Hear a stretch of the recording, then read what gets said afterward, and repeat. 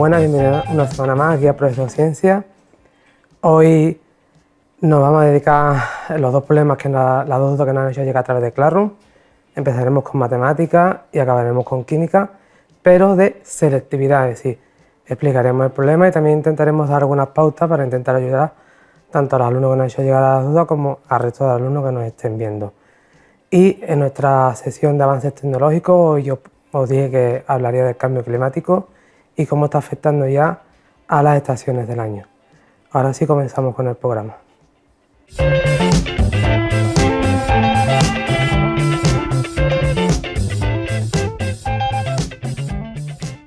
Bueno, comenzamos con un problema de matemáticas, en este caso es un problema de selectividad del año 2021, es un reserva, ¿vale?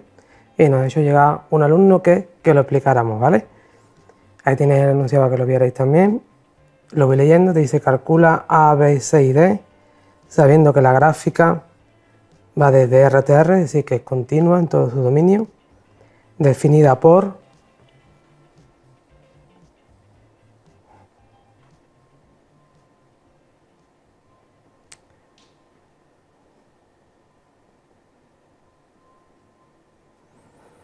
vale. Si se tiene un punto de inflexión, vamos a ir poniendo aquí, punto de inflexión en el 0,4. Y de su recta normal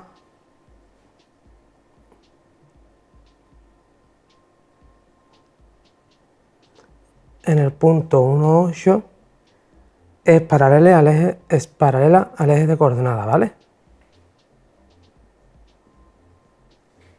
Ahora diremos lo que es eso.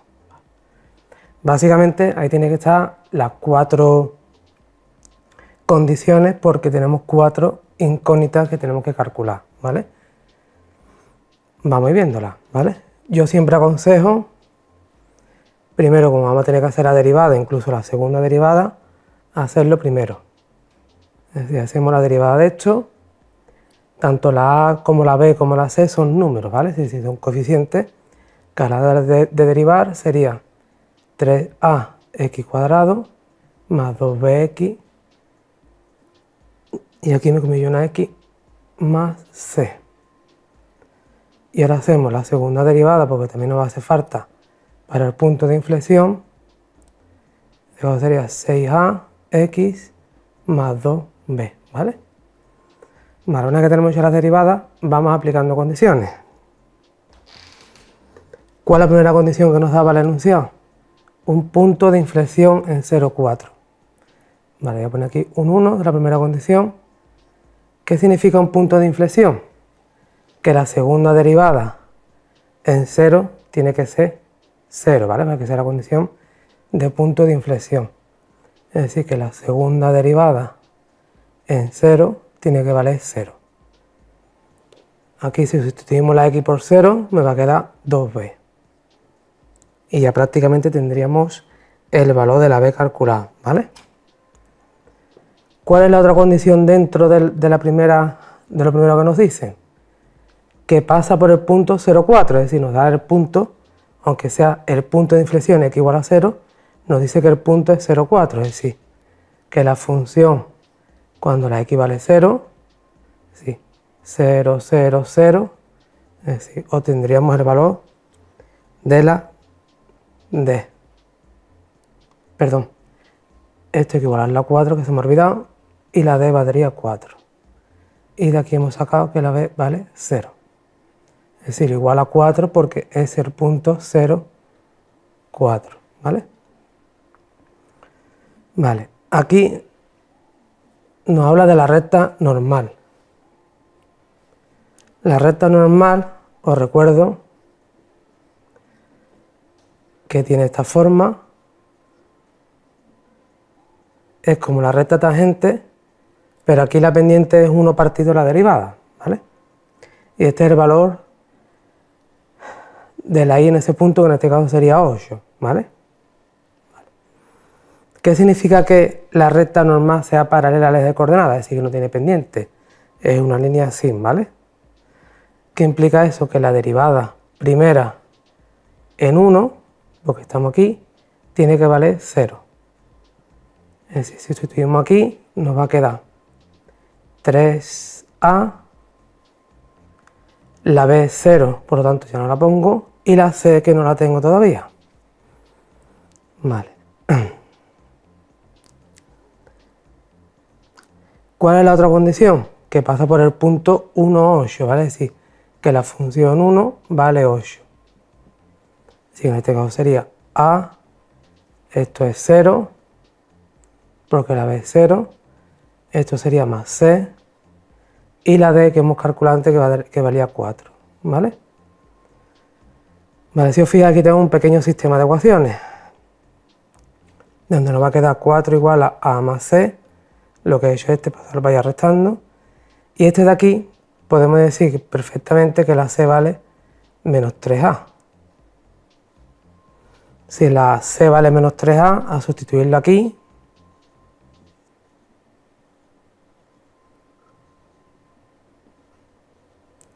es decir, que la A vale 2. Y si la A vale 2, la C tiene que valer menos 6. ¿Vale?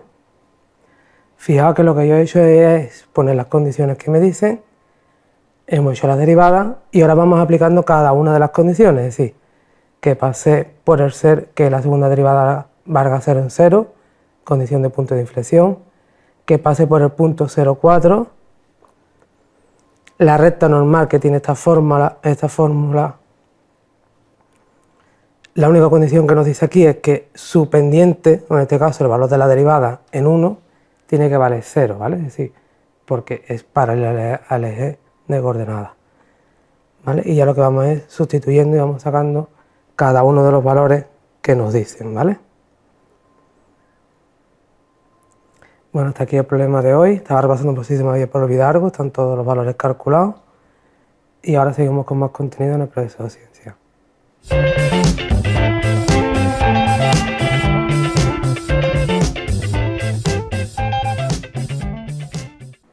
El otro día hablamos de las estaciones del año, esa máquina tan perfecta que tenemos en el sistema solar, que os recuerdo que las estaciones duraban 4 meses, que cuando era invierno las noches ganaban a los días, había más horas nocturnas que de diurnas.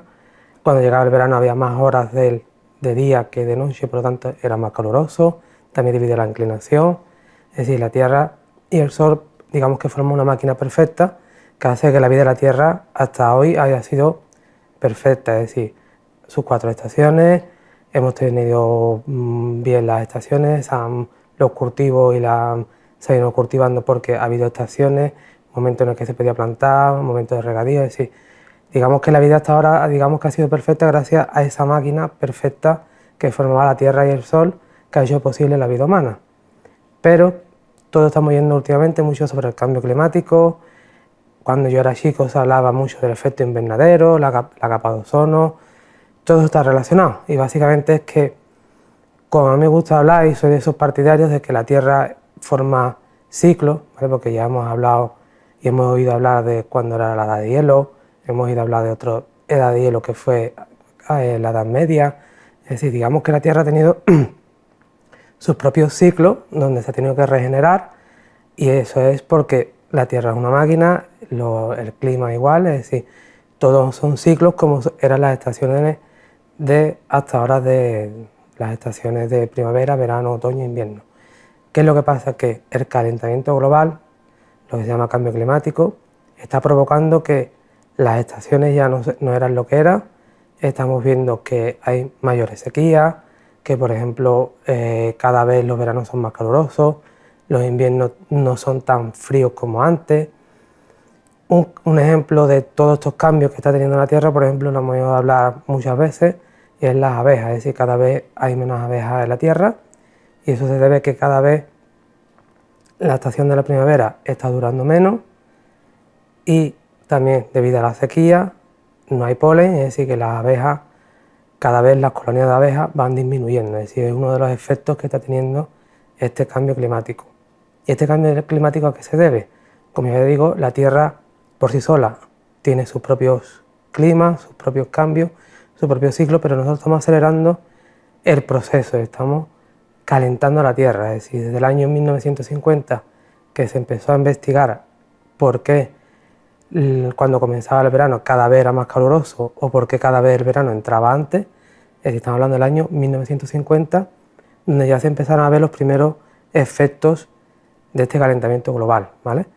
Desde el año 1950 hasta el día de hoy, podemos decir, por ejemplo, que el verano ha pasado de unos 78 días a unos 95 días, es decir, que cada vez la estación del verano no es el ciclo que forma la Tierra con el Sol de esos 4 meses, sino aquí la Tierra la sensación que tenemos de calor o pensamos que es que el verano está durando un mes más. Es eso, ¿vale? No tiene nada que ver con lo que hablamos el otro día de las 4 veces que se dividía la órbita de la Tierra, ¿vale? Es decir, es lo que sentimos aquí en la Tierra. Es decir, os lo voy a repetir, ha pasado de 78 días a 95 días del año 1950 hasta la actualidad.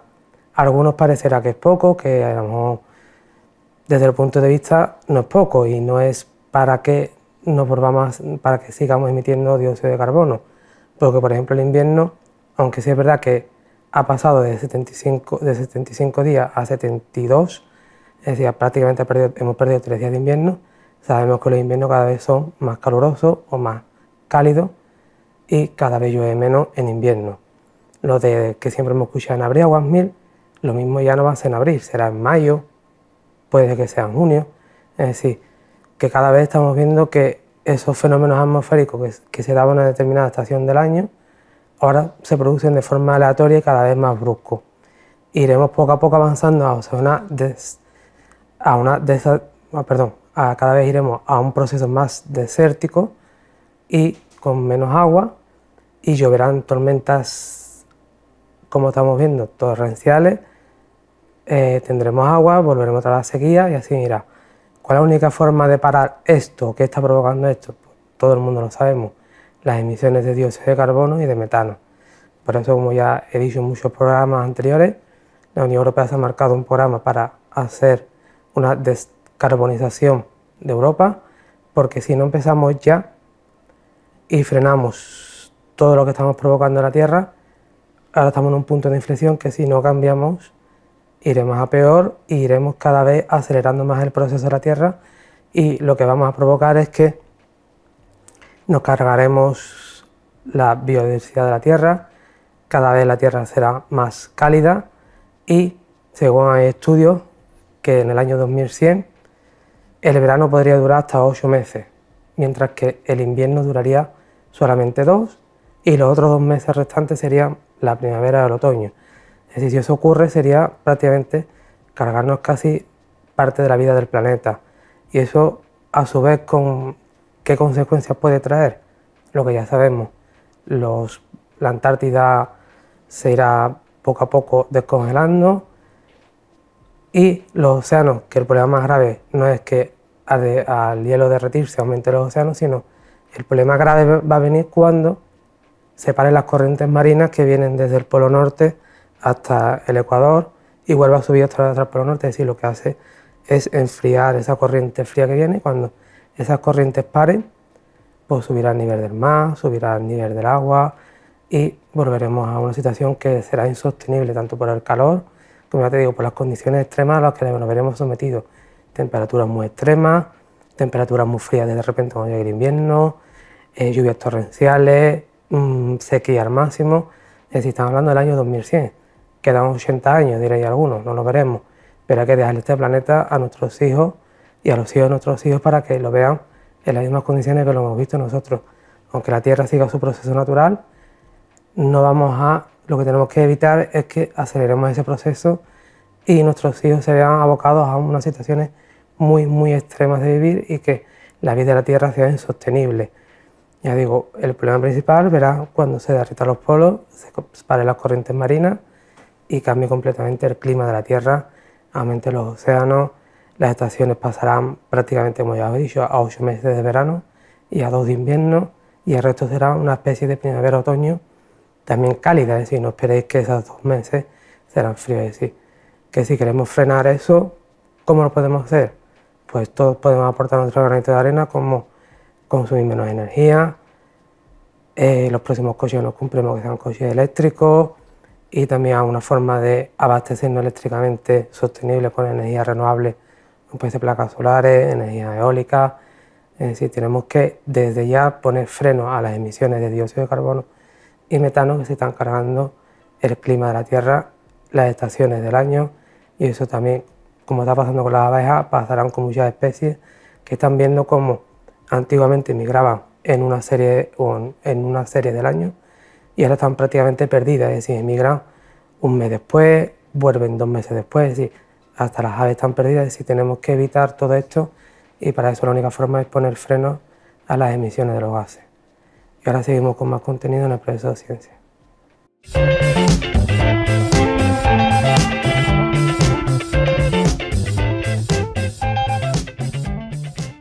Bueno, ahora seguimos con un problema de química, también de selectividad, ¿vale?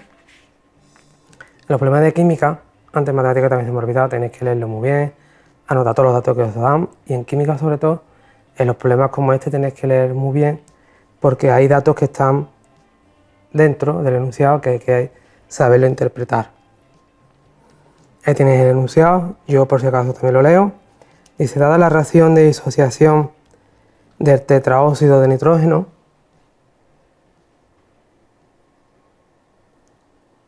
gaseoso, eso es importante, ¿vale? Me da la doble flecha, es decir, que estamos en equilibrio.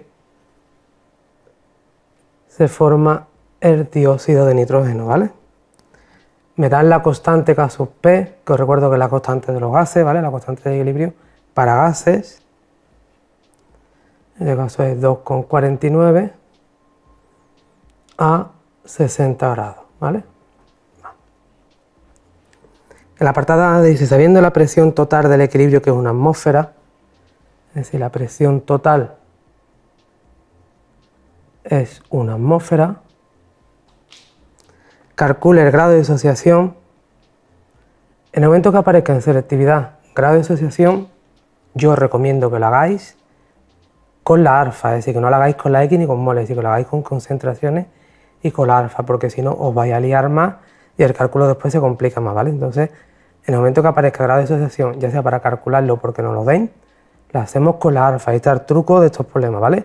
No lo hagáis con la X y después intentéis calcular la alfa, ¿vale? Porque es más lioso, ¿vale? Es decir, hacerlo directamente con la alfa, que es más sencillo. Vale, grado de disociación a esa temperatura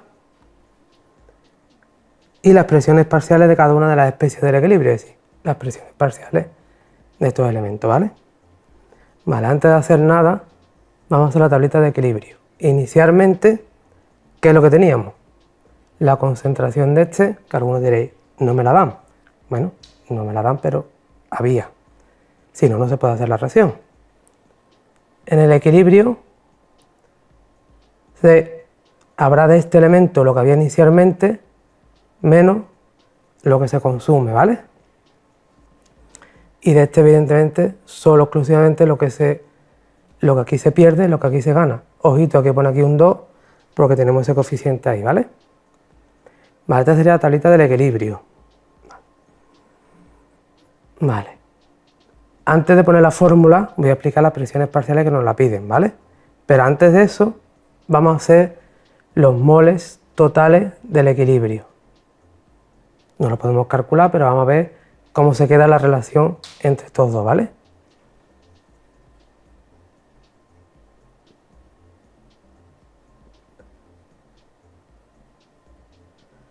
¿Vale? Me quedaría esto y a su vez,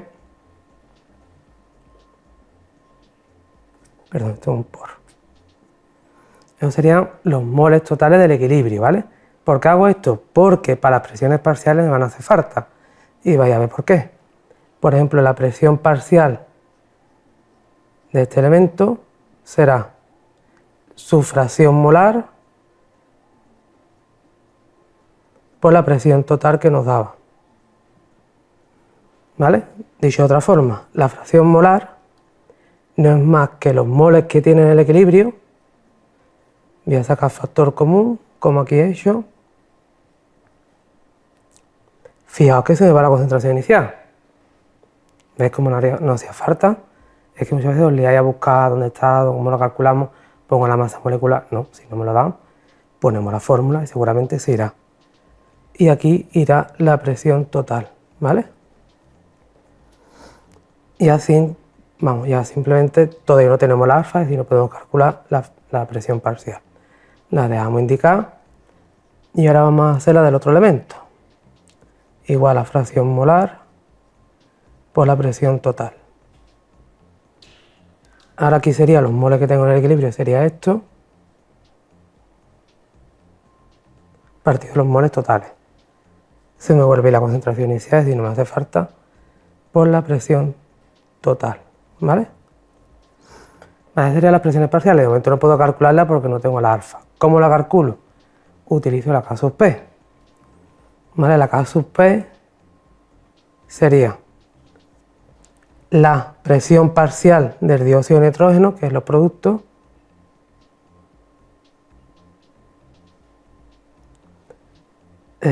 aquí, perdón, no se nos olvide, todo esto iría al cuadrado, también la presión total iría al cuadrado porque está aquí un 2, ¿vale? Que no se olvide. Y abajo,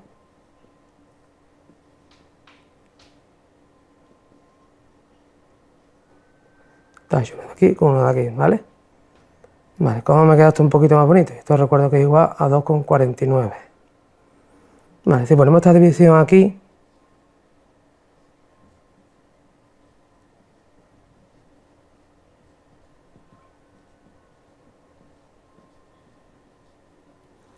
sería este por este, que quedaría arriba, es decir, que uno de este se va con este de aquí.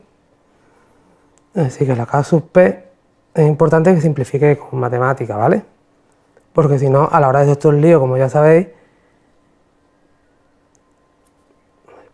eso sería 4 alfa al cuadrado